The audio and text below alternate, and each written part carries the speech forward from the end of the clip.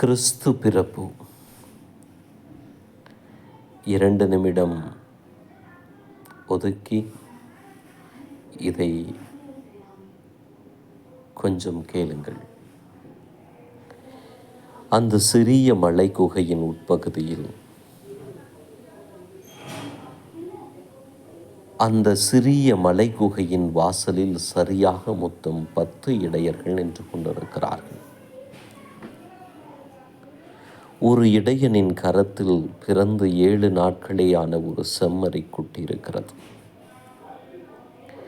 அவர்களது முகத்திலே ஒருவித பரவசம் தெரிகிறது. குகைக்குள் யாரையோ அவர்கள் கண்கொட்டாமல் பார்த்து கொண்டிருக்கிறார்கள். மென்மையாக வீசிக்கொண்டிருக்கும் காற்றில் உள்ள கடும் குளிரும் அவர்களது கவனத்தை திருப்ப வல்லதாக இல்லை. நான் அவர்களிடையே நுழைந்து ஒவ்வொருவராக கடந்து குகையினுள் எட்டி பார்க்கிறேன். அதன் தரை ஈரமாயிருந்தாலும் சுத்தமாயிருக்கிறது. மிக லேசான மாட்டு சாணம் மற்றும் கோவிய வாடை காற்றில் கலந்திருக்கிறது. குகையின் உட்பகுதியிலே அந்த கன்னிகை நம் தெய்வத்தாய் அமர்ந்திருக்கிறார்கள். சில வெளிப்பாடுகளிலும் படங்களிலும் நான் கண்டுள்ளது போல அவர்கள் முழந்தாளிட்டிருக்கவில்லை. அவர்கள் அருகில் ஒரு முன்னிட்டு இருக்கிறது. அதன் மறுபுறத்தில் சூசையப்பன் நின்று கொண்டிருக்கிறார். இடையர்களிடம் காணப்படும் அதே பரவசம் அவருடைய கண்களிலும் காணப்படுகிறது. ஆனால் அதில் எல்லையற்ற தாழ்ச்சியும் சிநேகமும் பிரமிப்பும் கலந்திருக்கிறது. அவருடைய முகம் வெகு கனிவாயிருக்கிறது. இதோ முன்னிட்டியில் துணிகள் விரிக்கப்பட்டு கந்தைகளில் பொதியப்பட்டவராக ஒரு சிறு குழந்தை படுத்திருக்கிறார். யாருக்காக பிதாக்களும் தீர்க்கதரிசிகளும் நல்ல மனதோறும் காத்து கொண்டிருந்தார்களோ அவர் இதோ ஒரு பச்சிளம் குழந்தையாக வைக்கோலின் மீது படுத்திருக்கிறார். எல்லையற்ற தேவ சிநேகத்தின் ஊற்றானவர் கேடுகட்ட மனிதர்கள் மேல் தாம் கொண்ட நேசத்தின் கட்டுகளால் மோட்சத்திலிருந்து கட்டி இழுத்து வரப்பட்டு இதோ எதுவும் அறியாதவரை போல உறங்கிக் கொண்டிருக்கிறார். அவரது திருவெளிகளில் கண்ணீர் வழிந்து காய்ந்திருப்பது நன்கு தெரிகிறது. குளிரோ, பசியோ, பாடுகளின் நினைவோ அல்லது என் கணக்கற்ற பாவ துரோகங்களோ எதை நினைத்து அவர் அழுதிருப்பார் என்று எனக்கு தெரியவில்லை. என் இரட்சகரின் திருமாதா என் சர்வேஸ்வரனை உற்று நோக்கி கொண்டிருக்கிறார்கள். அளவற்ற நேசமும் கனிவும் ஒரு விதமான துயரமும் அவர்களது பார்வையில் தென்படுகின்றன. ஏன் இந்த துயரம் என்பது எனக்கு விளங்கவில்லை. இதோ மாதாவின் கண்கள் என்னை நோக்கி திரும்புகின்றன. என்னை சூழ்ந்திருக்கிற சகலத்தையும் மறக்க செய்து விடுகிற ஒரு தெய்வீக புன்னகை அவர்களது இதழ்களில் மலர்கிறது. மிக மிக மென்மையான தலை அசைப்பால் அவர்கள் என்னை அழைக்கிறார்கள். மாசற்ற தெய்வீக பேரழகால் பிரகாசிக்கிற அந்த திருமுகம் என்னை பேசற்றவனாகச் செய்கிறது.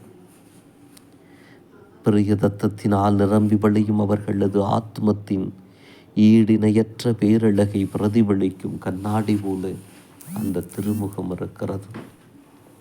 அந்த பூரின பரிசுத்தத்தின் எல்லைக்குள் பிரவேசிக்க திராணியற்று நான் அங்கேயே நின்று விடுகிறேன். உடனே இதோ மாதா தன் திருவாய் மலர்ந்து வா என்கிறார்கள். அந்த ஒற்றை வார்த்தையில் மீண்டும் துணிவு பெற்றவனாக மகா பரிசுத்த கன்னிகையாகிய என் நேச தாயாரிடம் நான் அண்டி செல்கிறேன். ஓ, யார் இவர்கள்? திரியேக சர்வேஸ்வரனுக்கு நேரடி சொந்தமல்லவா இவர்கள்? பரலோகமும் பூலோகமும் இவர்களுக்காகத்தான் படைக்கப்பட்டன என்று ஒரு குரல் என்னிடம் சொல்வது என்னால் கேட்க முடிகிறதே.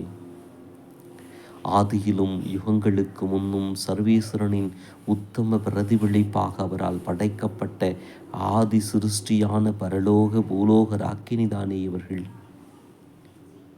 பின் ஏன் இந்த தரித்திர கோலம்? அவர்களை மூடியிருக்கிற மேல் மாந்தை சாயம் போயும் ஓரங்கள் நைந்து கிழிந்தும் காணப்படுகிறதே. என் எண்ண ஓட்டங்களை அலட்சியம் செய்கிற மாதா, பவுலோஸ், என் சிறிய மகனே, இவரை பார் என்கிறார்கள். தனது திவ்ய மகனை சுட்டி காட்டியபடி நான் அவரை பார்க்கிறேன். அந்த சிறு மகவு உறக்கத்தில் ஆழ்ந்திருக்கிறது. காஸ்டெல்லா ரோஜா மலர்களால் செய்யப்பட்ட ஒரு அழகிய மலர் குவியல் போல தோன்றுகிறார் அவர். 33 வருடங்களுக்கு பிறகு துளைக்கப்பட இருக்கும் ஒரு கரத்தின் அழகிய சிறு விரல்கள் கெட்டியாக மூடியிருக்கு.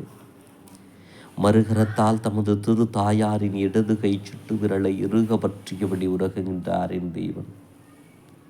இவரா என்னையும் என்னை சுற்றியுள்ள சர்வத்தையும், சூரிய சந்திரர்களையும் அண்ட சராசரங்களையும் சிருஷ்டித்து ஆண்டு நடத்தி வருகிற சர்வேஸ்வரன் இவர்தானா? என் அறிவு இதை நம்ப சிரமப்படுகிறது. ஆனால் படிக நீரை போல தெளிவாயிருக்கிற என் விசுவாசமோ ஆம் பவுல்ஸ், இவரே என் தேவன், இவரே உன் இறுதி கதை என்று உனக்கு அறிவிக்கிறது. என்ன இது? கொடிய பாவங்களின் கனாகனத்தால் கல்லாக உறைந்து போயிருக்கிற என் அருவருப்பான இருதயத்திலும் நேசத்தின் சுவடுகள் தெரிகின்றதே. என் மனச்சான்று பிறர் கண்களுக்கு மறைவான ஒரு மனித உருவாக என் எதிரில் நின்று என்னை குற்றம் சாற்றுகிறதே. என்னையும் அறியாமல் என் கண்கள் ஊற்றெடுக்க காண்கிறேன். நீர் நிரம்பிய விழிகளோடு என் சர்வேஸ்வரனை உற்று நோக்குகிறேன். அவரது திருமுக மண்டலத்தில் துயரத்தின் ரேகைகள் தென்படுகின்றன. அவை ஒரு மெல்லிய சினுங்களாக அவரிடமிருந்து வெளிப்படுகின்றன. உடனே அவருடைய திருமாதா அவரை வாரி எடுத்து தமது திருமார்போடு அடைத்துக் கொள்கிறார்கள். நான் முதல் முறையாக பேச தொடங்கி என் மாதாவிடம், அம்மா, பாலன் ஏன் அழுகிறார் என்று கேட்கிறேன்.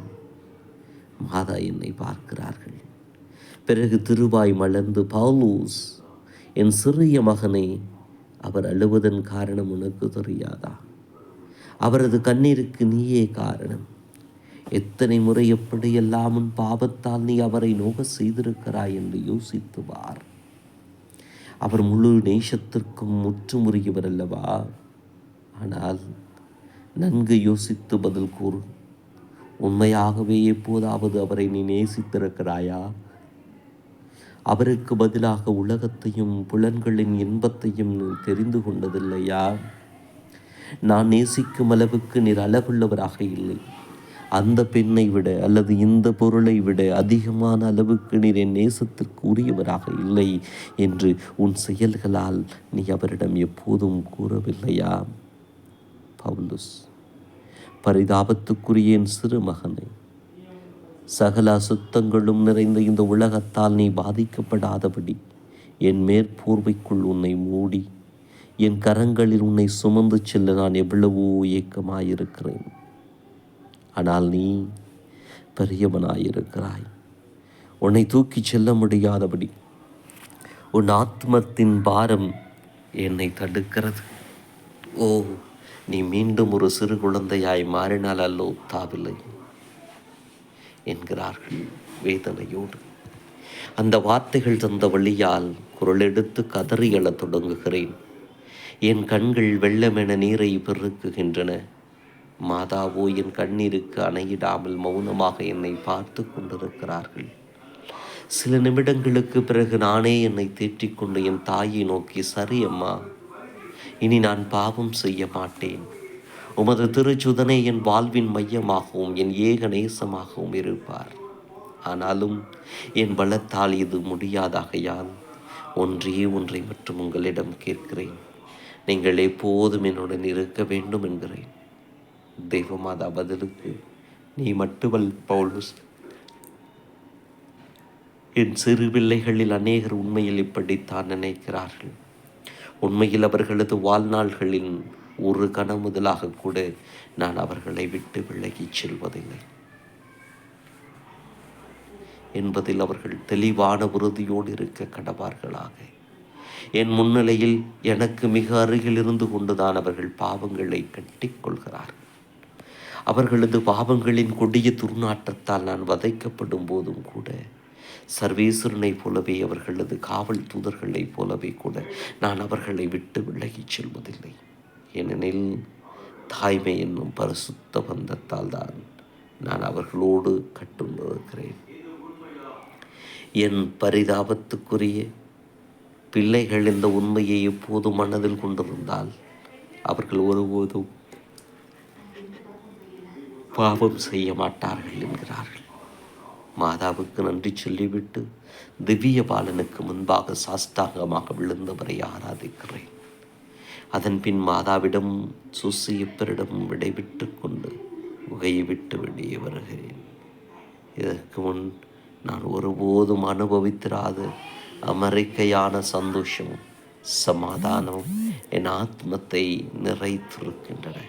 இதோ உலகம் இன்னமும் அதே அச்சுறுத்தலோடு தான் இருக்கிறது.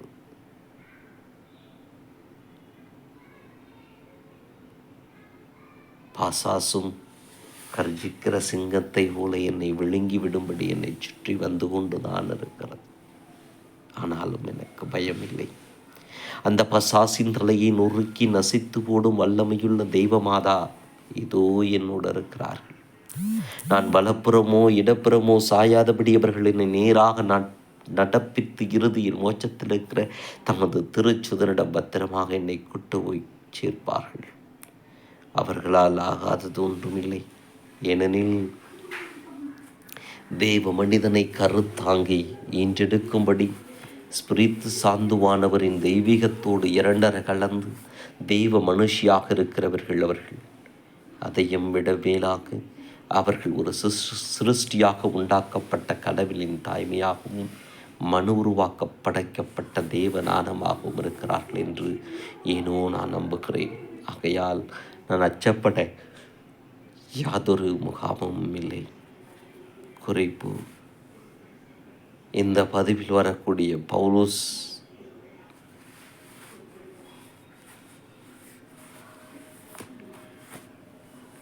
நமக்காக இந்த தியான சிந்தனைகளை சிறப்பாக எடுத்து கொடுத்தார்கள்.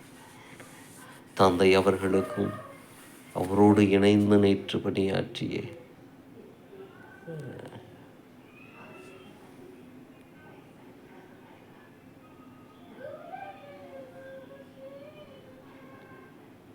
இந்த பதிவில் இருக்கும் பவுலுஸ் என்னும் கேரக்டர் நாம் தான்